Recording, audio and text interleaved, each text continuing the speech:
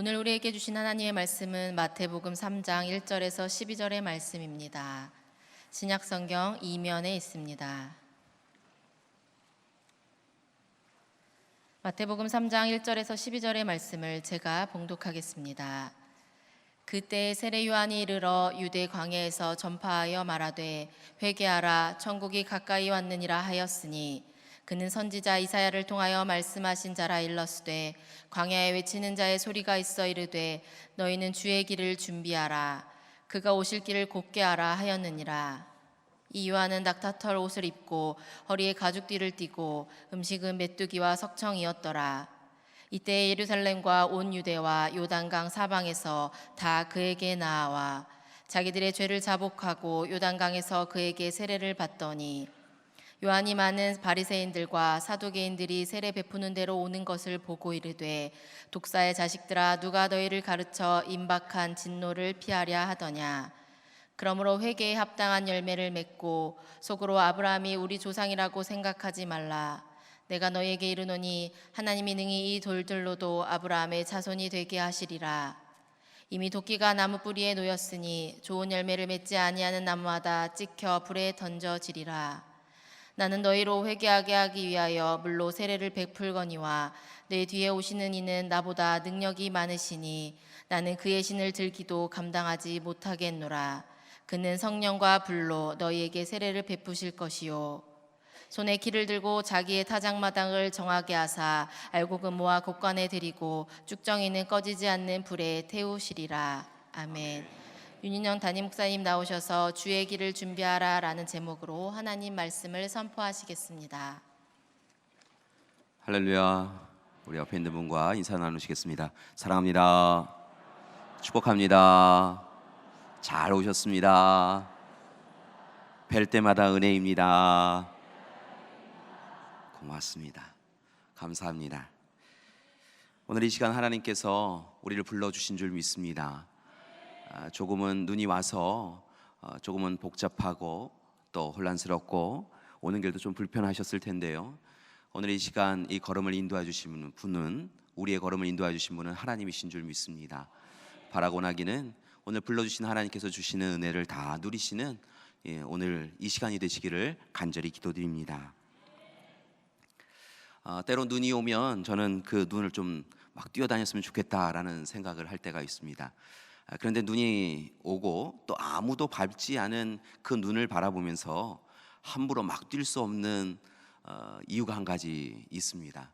그것은 예전에 읽었던 한 글 때문에 그런데요. 그 글에 이런 내용이 있었습니다. 눈 덮인 들판을 걸어갈 때에는 함부로 어지럽게 걷지 말아라. 오늘 내가 남기는 이 발자국은 뒤에 오는 사람의 이정표가 될 것이다 라고 하는 그런 이야기였습니다. 때로는 눈이 오면 저도 막 뛰어다니고 싶은데요. 그렇게 뛸 수 없는 이유 중에 하나는 오늘 제가 그렇게 밟은 그 발자국이 뒤에 오는 사람에게 혹 그가 가야 될 길에서 혼란스럽게 하는 그런 발자국은 아닐까라고 하는 마음으로 경계하고 또 경계하게 되는 때가 있습니다. 눈 덮인 들판을 걸어갈 때는 함부로 어지럽게 걷지 말아라. 오늘 내가 남기는 발자국은 뒤에 오는 사람의 이정표가 될 것이다. 이 말씀은 단순히 눈 덮인 들판을 걷는 사람에게만 해당되어지는 것이 아니라 실은 앞선 이 인생을 살아가는 모든 부모님들에게도 주어지는 말씀인 듯합니다.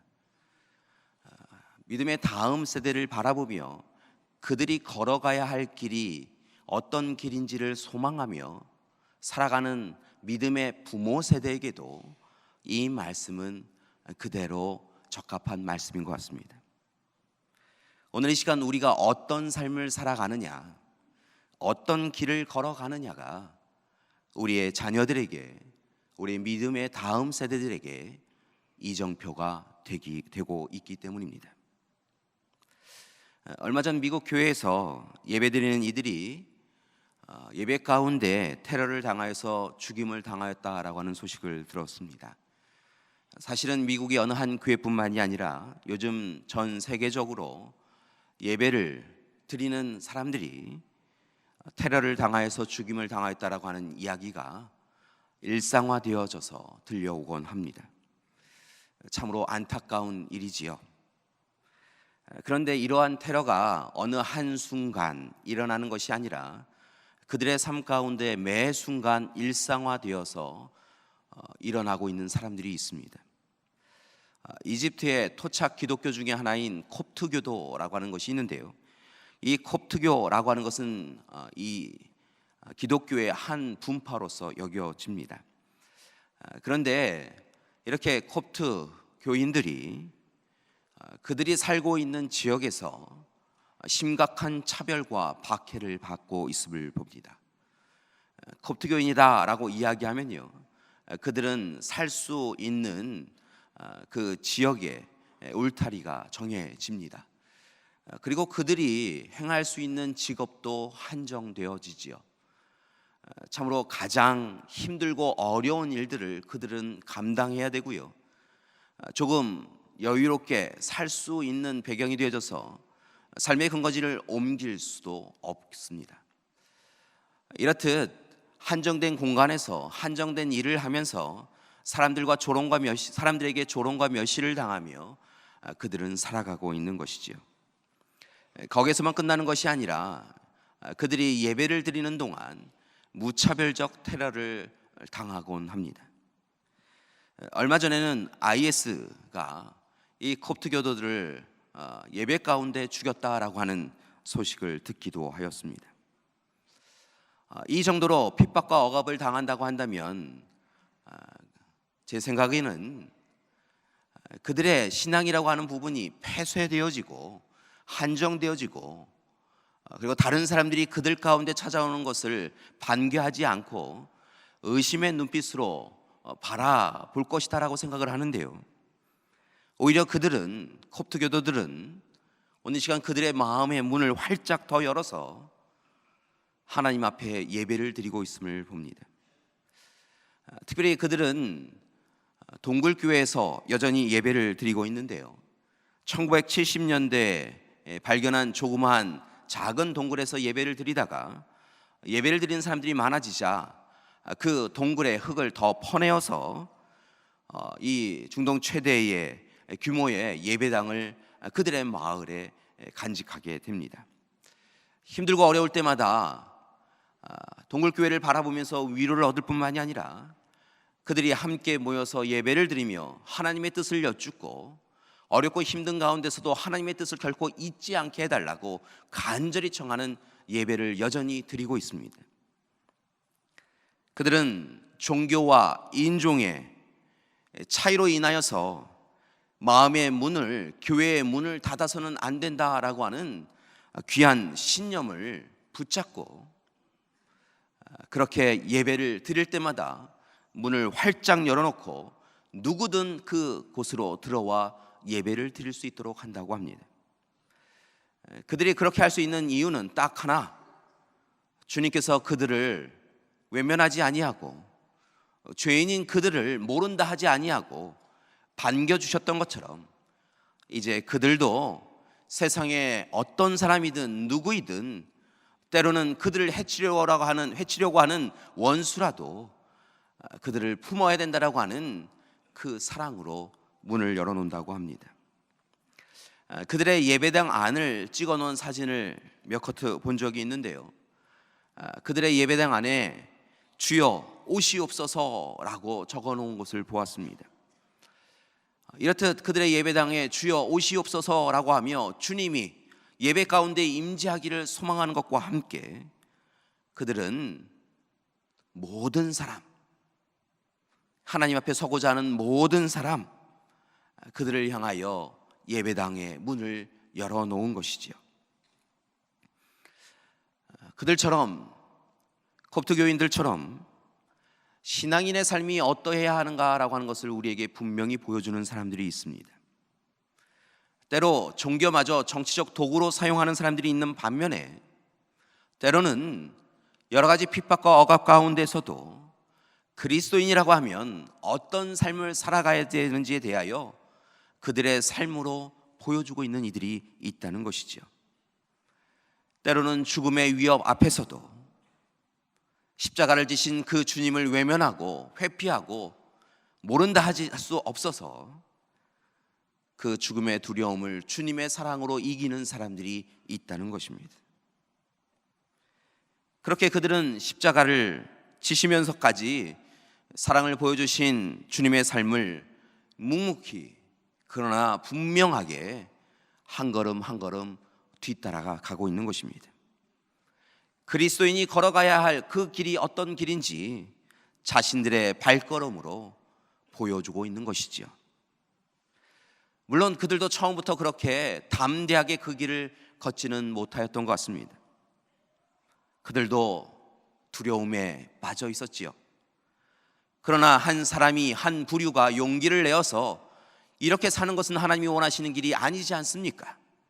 우리 모두 다 다시 하나님 앞에 서셔서 하나님이 보여주신, 주님이 보여주신 사랑의 길을 걸읍시다 결단하였고 그 길을 인내하며 걸었던 것을 봅니다.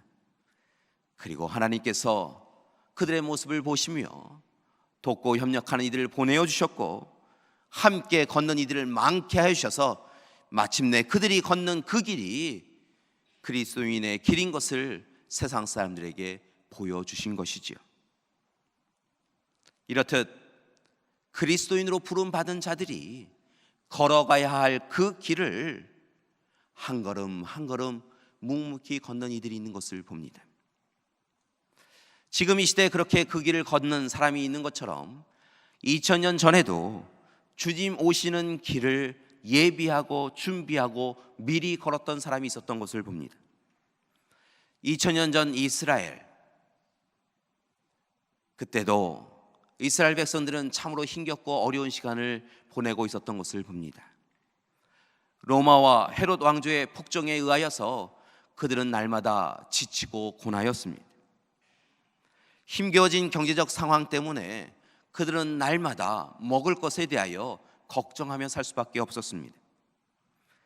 특별히 그들이 힘겨웠던 것은 분열된 사회 구조 때문에 사람과 사람 사이에 벽이 세워져서 참으로 사람과 사람의 마음이 사랑과 돌봄과 긍휼의 마음으로 오고 가는 것이 아니라 미움과 질책과 시기로 가득하였다는 것입니다. 사람과 사람 사이에 높은 벽이 세워져서 사람과 사람이 마음을 나눌 수 없는 시기였다는 것이죠. 특별히 어려웠던 것은 하나님의 말씀이 사라졌다는 것입니다. 지난 시간 예언의 소리가 하나님의 말씀이 끊겨서 무엇이 옳고 그른지에 대하여 불분명하여지고 성전신학, 성전에서 이야기되어지는 하나님의 말씀은 좋은 것이 좋은 것이라고, 풍요가 좋은 것이라고 때로 왜곡된 하나님의 말씀이 전하여지고 있었습니다. 만몬주의와 성공주의가 성전 안에까지 들어가서 사람들을 힘겹게 하고 있었습니다. 그래서 2000년 전 이스라엘 백성들은 길을 잃어버렸던 것입니다. 그때 하나님께서 오늘 이 시간 한 사람을 세우셔서 구약의 예언대로 주님 오시는 길을 준비하게 하셨던 것을 봅니다. 그의 이름은 바로 세례 요한이었지요. 당시에도 요한이라고 하는 이름은 여기저기에 많이 드러나고 있었기에 특별히 그를 지칭할 때는 세례 요한이다라고 이야기하곤 합니다. 지난주에 우리가 함께 말씀 가운데 나누었던 사가랴가 그의 아버지이지요. 사가랴는 아비야 반열 가운데 한 사람이었는데요, 그가 제비를 뽑아서 지성소 안에 들어가 하나님 앞에 분향을 드립니다. 그 가운데 가브리엘 천사를 만나고 두 가지 희망된 소식을 얻는데요, 첫 번째는 곧 주님이 오신다는 것이었고, 두 번째는 오늘 이 시간 그 가정에 요한이라고 하는 아들을 주실 텐데 그 아들이 늘 예고되었던 주님의 길을 예비하는 예언자가 될 것이라고, 주님의 일꾼이 될 것이라고 하는 희망의 소식을 듣습니다. 사가랴는 그 말씀을 잊지 않습니다. 그 희망의 소식을 잊지 않습니다. 그래서 주님 오심을 예비할 뿐만이 아니라 자라나는 요한을 향하여서 너는 주님 오심을 예비할 사람이다, 너는 주님 오심을, 그 길을 준비해야 되는 사람이다라고 끊임없이 이야기하지요. 그리고 마침내 요한이 30세가 되어져서 일반적으로 유대인들이 제사장과 예언자의 역할을 감당하는 나이가 되어졌을 때 마침내 요한은 주저함 없이 하나님의 약속의 말씀을 붙잡고 쉼 없이 이야기해 줬던 육적인 아버지인 사가랴의 이야기를 붙잡고 광야에 나아가 하나님의 말씀을 전하기 시작합니다. 그 말씀은 다른 것이 아니라 오늘 말씀이 이야기하는 것처럼 이사야서 40장 3절의 말씀, 참으로 오늘 이 시간 주님 오심을 외치는, 주님의 길을 준비하는 그 귀한 사역을 감당하게 됩니다. 세례 요한은 광야에서 외칩니다. 1절과 2절의 말씀을 보니까 유대 광야에 나아간 그는 주저함 없이 세상을 향하여, 백성을 향하여 외치는데 바로 회개하라, 천국이 가까이 왔느니라 라고 크게 외칩니다. 회개하라, 하나님 나라가 가까이 왔다. 그는 목소리를 다하여서, 힘을 다하여서, 오늘 이 시간 정성을 다하여서 백성들을 향하여 외칩니다. 그리고 그의 이 광야에서의 외침은 이스라엘 가운데 커다란 파장을 몰고 왔던 것을 봅니다.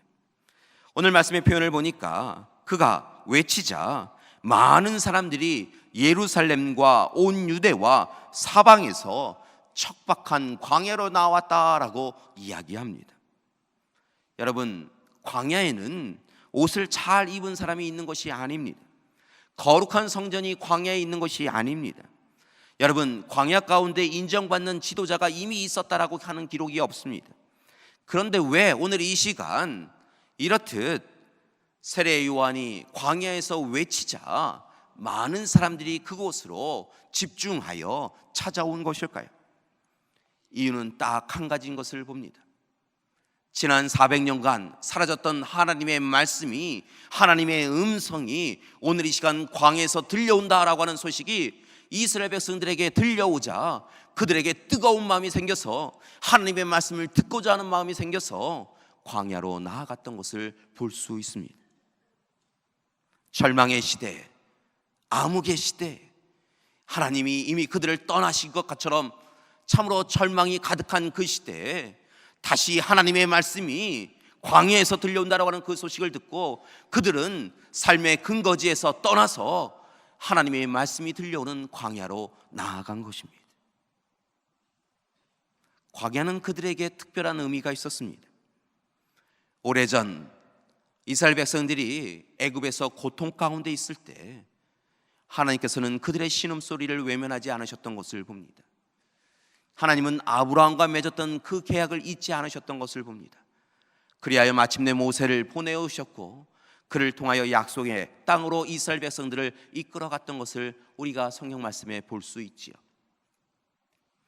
그 가운데 광야에서 40년을 보내게 되는데요, 그 광야 40년은 다른 이방 민족들에게는, 세상 사람들에게는 참혹한 시간이고 참으로 힘겨운 시간이었을는지 몰라도 이스라엘 백성들에게는 그 시간이 하나님이 주시는 사랑의 시간이었던 것을 봅니다.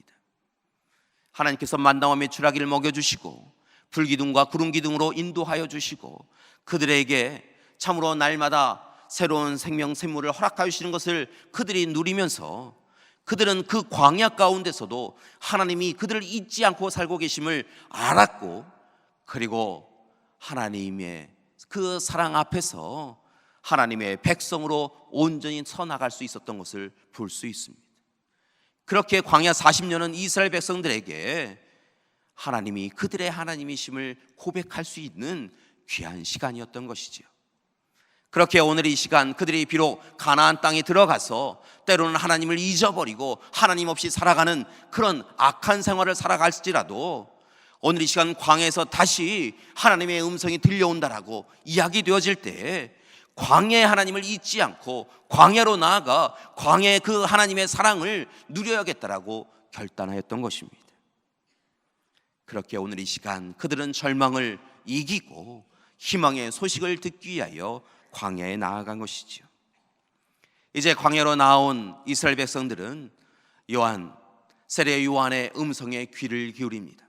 회개하라, 하나님 나라가 가까이 왔다. 그리고 이 음성이, 하나님의 말씀이 그들의 마음에 감격과 감동을 일으킵니다. 그들의 마음이 뜨거워집니다. 그리하여 그들이 하나님 앞에 회개하기 시작하지요. 그들의 죄를 자복합니다. 그들의 헛된 삶을 하나님 앞에 드러내고, 하나님 우리를 용서하여 주십시오. 하나님 없이 살아온 우리를 용서하여 주시옵소서. 하나님 말씀을 외면하였던 우리를 용서해 주시옵소서. 하나님 뜻대로 살아간다고 이야기했지만, 이스라엘 백성이라고 선민이라고 이야기했지만 우리 가운데 하나님이 계시지 않았음을 하나님이 용서해 주십시오라고 회개하기 시작합니다. 그리고 요단강에서 세례를 받습니다. 세례를 받는다라고 하는 것은 이전의 삶에서 완전히 벗어나서 새로운 삶을 살아갈 것을 다짐하는 것입니다. 이전의 삶은, 옛 삶은 그 물에 온전히 들어감을 통하여 죽고, 다시 일으킴을 받을 때에는 하나님의 사람으로만 살겠다고, 새 사람으로만 살겠다라고 결단하는 것이 바로 세례인 것입니다. 이렇듯 그들이 하나님 앞에서 하나님의 말씀을 의지하고 회개하고 새로운 기쁨을 누렸는데, 그 시간에 함께 광야의 자리에 섰지만 그 기쁨을 누리지 못하는 사람들도 있었음을 여러분 기억하시기 바랍니다. 오늘 말씀을 보니까 사두개인과 바리새인들이 함께 광야에 섰던 것을 봅니다. 그런데 그들은 그곳 광야에 서 있었지만 세례 요한의 이야기에, 하나님의 음성에 귀를 기울이지 않습니다. 회개하라고, 하나님 나라가 가까이 왔다라고 이야기하지만 그들은 팔짱을 낀 채로 도대체 이해할 수 없는 이야기를 한다고, 도대체 이곳 광야에서, 성전도 아닌 이곳 광야에서 세례 요한이 무슨 근거로, 무슨 자격으로 저런 이야기를 하느냐라고 그를 질책하는 것을 봅니다. 그들은 회개할 필요가 없다고 생각하였습니다. 자신들은 아브라함의 자녀요, 이미 거룩하고 정결한 삶을 살고 있기에, 이미 세상 사람들로부터 의로운 자라고 구별되고 있기에 회개할 필요가 없다라고 스스로 생각하고 있었습니다. 그렇게 회개하지도 아니하였고 하나님의 말씀을 귀 기울여 듣지도 않았던 것입니다. 오늘 그렇게 하나님 앞에 섰지만 하나님의 말씀을 듣지 않고 있는 사두개인과 바리새인들을 향하여 마침내 세례 요한은 그들을 경책하고 꾸중하는 이야기를 합니다. 독사의 자식들아, 누가 너희를 가르쳐 임박한 진노를 피하라 하더냐? 이 독사의 자식들아,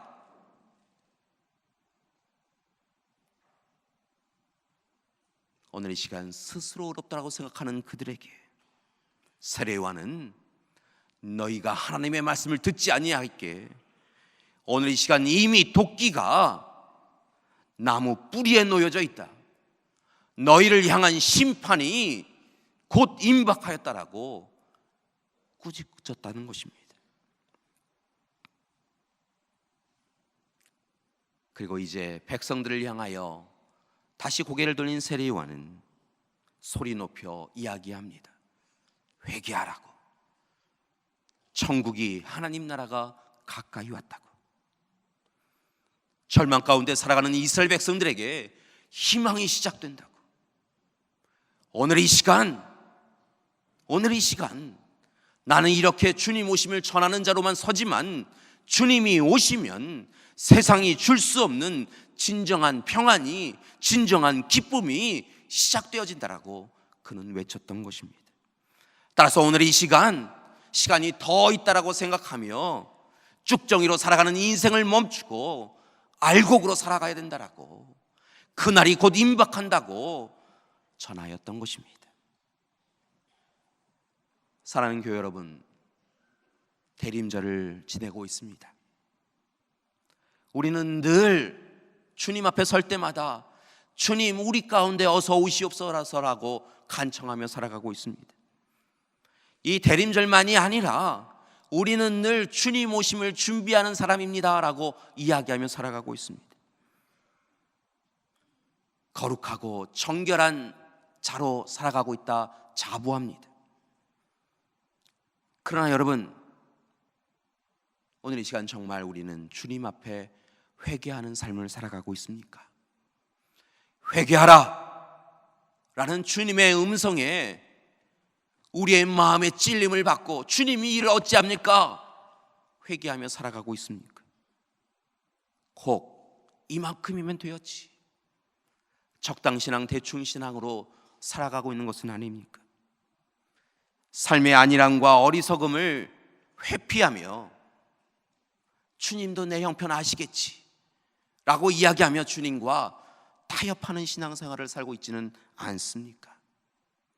나는 이미 거룩한 자라고, 구별된 자라고, 나는 하나님의 자녀라고, 그리스도인이라고 그렇게 만족하며 살아가고 있지는 않습니까? 오늘 이 시간 세례 요한 광야에서 외치는 자의 소리를 들으시고 다시 주님 앞에 서는 우리가 되길 원합니다. 진정한 회개를 하는 우리가 되기를 소망합니다. 우리의 어리석은 삶, 탐욕스러운 삶, 하나님 없이 살아온 삶을 회개하는 우리가 되기를 소망합니다. 하나님보다 물질과 권력을 앞세웠던 우리의 지난 삶을 회개하길 원합니다. 하나님이 기뻐하시는 삶은 외면하고 우리가 기뻐하는 삶을 살아가며 이것이 신앙의 삶이다라고 이야기하였던 우리의 모습을 회개해야 될 줄 믿습니다. 그리고 오늘 이 시간 주님을 우리의 삶에 모셔드리길 원합니다. 우리가 주님 안에 있기를 원합니다. 요즘 우리의 모습을 보면 주님이 우리 가운데 있지 않습니다. 우리가 기쁠 때는, 우리에게 청구할 사항이, 요청할 사항이 있을 때는 주님 오시옵소서라고 이야기하지만 조금 형편과 상황이 나아지면 주님을 불편하게 여기며 주님 조금 떨어져 계셔 주십시오라고 하는 것이 우리의 모습인 것을 봅니다. 주님이 우리의 삶에 다가오시면 우리의 새 많은 삶에 부족함이 생기고 헛된 것을 탐하는 우리의 모습이 부끄러워서 주님 오시는 것을 막는 것이 우리의 모습이라는 것입니다. 주님 안에 거하지도 않습니다. 세상 안에 거하며 탐욕 안에 거하며 세상의 칭찬 안에 거하며 살아가지 주님 안에 거하며 살아가지 않는 우리인 것을 봅니다.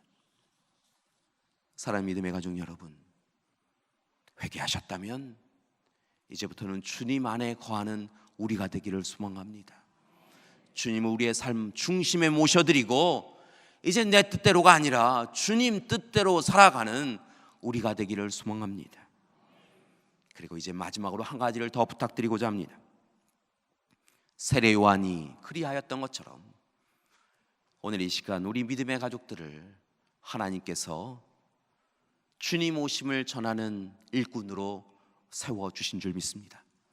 따라서 세상에 나아가셔서 회개하라고, 하나님 나라가 가까이 왔다고, 주님이 오신다고 전하시는 여러분이 되기를 소망합니다. 세상을 돌아보면 아파하고 힘겨워하는 이들이 참으로 많습니다. 그래서 방황하는 이들이 참 많이 있습니다. 그들이 어디로 가야 하는지 알지 못하는데 세상은 그냥 제자리 맴돌기 하라고 이야기합니다. 세상은 그냥 끊임없이 절망하라고, 그것이 운명이라고 이야기합니다. 여러분, 오늘 이 시간 우리는 그들에게 달리 말하길 원합니다. 오늘 이 시간 어디로 나아가야 될지 알지 못하는 그들에게 이 길이 옳은 길이라고, 이 길을 걸어가야 한다고 주님 가신 그 길을 보여줄 수 있는 우리가 되기를 소망합니다. 그러기 위하여서 오늘 이 시간 우리가 먼저 주님 가실 그 길을 걸어가야 될 줄 믿습니다. 우리가 길이 되어야 될 줄 믿습니다. 그리고 주님을 꽉 붙잡고 주님 걸어가신 그 길을 힘있게 걸어가는 우리가 되기를 소망합니다. 오늘 이 시간 방황하는 이들에게 주님과 가야 할 길을 보여주는 우리가 되기를 소망합니다. 특별히 이 시대의 가치관과 삶의 기준이 여러 가지로 혼란스럽고 힘겨워져서 교회를 떠나버린 우리의 자녀들이 많은 것을 봅니다. 이 자리에 부모 세대와 함께해야 될 자녀 세대가 이 자리에 있지 못하고 세상에서 방황하고 있는 것을 봅니다. 우리가 제대로 걷지 않았기 때문에 그렇습니다. 우리가 마음대로 신앙생활을 하였기 때문에 그렇습니다. 하나님이 원하시는 신앙생활이 아니라 우리가 원하는 신앙생활을 하였기에 우리의 자녀가 이 길을 걷지 못하고, 온전한 길을 걷지 못하고 방황하고 있습니다. 우리의 형제가, 우리의 이웃이 교회를 떠나버렸습니다. 성공주의 우상이 가득한 성정, 다툼과 분열이 가득한 성전에서는 하나님을 만날 수 없더라고 떠난 형제들도 있습니다. 오늘 이 시간 우리 믿음의 가족들이 함께 두 손을 잡고 광야로 나아가길 원합니다. 그곳에서 우리를 만나셨던 그 하나님을 다시 만나길 원합니다. 그리고 세례요한처럼 회개하고, 세례요한의 이야기를 들은 것처럼 회개하고 주님 오시는 그 길을 예비하는 우리가 되기를 소망합니다. 사랑하는 믿음의 가족 여러분, 그것이 바로 2017년 대림절에 우리가 해야 될 일입니다. 지난주에 초 하나를 켰습니다. 오늘 두 번째 초를 켰습니다. 주님 어서 오시옵소서 라고 하며 초를 켜고 오늘도 켰는데요, 여러분 지난 한 주간 정말 주님 오시기를 바라며 사셨습니까? 회개하고 주님 오심을 반기하며 주님과 함께 사셨습니까? 분명한 것은 지난 한 주 그렇게 살지 못하였다고 한다면, 여전히 우리 뜻대로 우리 욕심대로 살았다고 한다면, 세 번째 촛불이, 네 번째 촛불이, 마지막 촛불이 켜지는 그 시간에도 여전히 우리는 바리새인으로, 사두개인으로 살아가는 인생이 될 수밖에 없다는 것입니다. 오늘 이 시간 대림절 둘째 주일 이 아침에 하나님 앞에 서셔서 정말 회개하시고 주님 오시는 길을 준비하는 우리가 되기를 소망합니다. 그때 주님 오시는 그날 기쁨으로 주님을 만나 뵙게 되어질 줄 믿습니다. 다음으로 미루지 마십시오. 오늘 이 시간 주님 앞에 회개하시고 주님 어서 오시옵소서, 주님 맞이할 준비가 되었습니다 고백하는 우리가 되기를 소망합니다. 이 시간 잠깐 1분간 침묵으로 주님 앞에서 회개하는 시간을 갖겠습니다. 회개가 마쳐지시면 주님 우리 가운데 어서 오시옵소서, 주님 안에 우리가 있기를 원합니다. 기도하는 시간이 되기를 원합니다. 잠깐 침묵으로 기도하시겠습니다.